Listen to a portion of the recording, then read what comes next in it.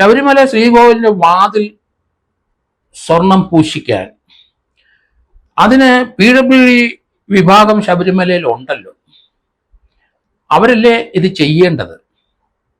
പക്ഷെ അവരെ അറിയിക്കാതെ ഉണ്ണികൃഷ്ണൻ പോറ്റിയുടെ ഇത് കൊടുത്തുവിടാനുണ്ടായ കാരണം എന്ത്? ഈ ഗൂഢാലോചന പിന്നിൽ ആര്? ഉണ്ണികൃഷ്ണൻ പോറ്റിയെ ശബരിമലയിൽ കൊണ്ടുവന്നത് ആരാണെന്ന് അറിയണം. ഇതിനകത്ത് ഒരു 120B ഗൂഢാലോചനയുണ്ട് എന്ന് കോടതി കണ്ടെത്തി കഴിഞ്ഞു. അപ്പൊ ആ ഗൂഢാലോചനയെ പങ്കെടുത്തവരെല്ലാം പ്രതിയാവും. 2019 മാർച്ച് 3 ഈ വാതിൽപ്പാളികൾ സ്വർണം പൂശാനായിട്ട് ചെന്നൈ കൊണ്ടുപോയി. അത് പൂശി തീർന്നു 2019 മാർച്ച് 3. മാർച്ച് 11 മാത്രമേ അത് ശബരിമലയിൽ എത്തിയിരുന്നുള്ളൂ.